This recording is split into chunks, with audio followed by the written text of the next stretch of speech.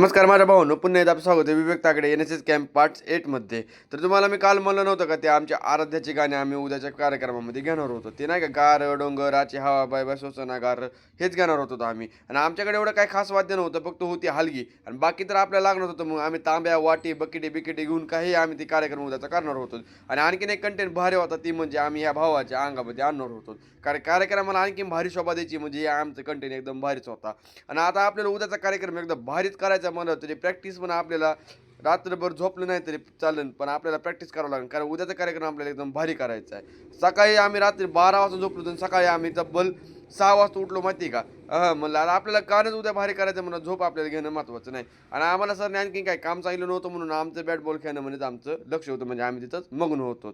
आणि तवर काय आलं की आमचा मोबाईल मारणार होता म्हणजे काय, चार्जिंग संपली होती. लवकर त्याला जाऊन चार्जिंग लावून दिलं, म्हणजे त्याला जीवनदान केलं. म्हणजे आज दिवसभरात काहीतरी एक चांगलं काम केलं मी.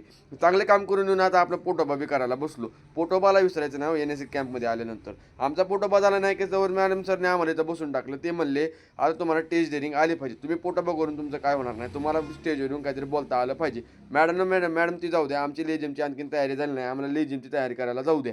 आमचंच पहिलं का गाणं आहे, तर आम्ही उशीर केला तर आमचं कसं व्हायचं सांगा बरं तुम्ही. आमचंच पहिलं गाणं होतं कारण आम्ही गणपती बाप्पाचं गाणं घेतलं, म्हणजे गणपती बाप्पाच्या नावाने पहिला कार्यक्रम कोणता सुरू होता तुम्हाला माहिती आहे. तर सगळं ते जाऊ द्या, मी दिसतोय कसा ते एकदम कडकमध्ये दिसतोय का नाही लवकर कमेंट करून सांगा बरं.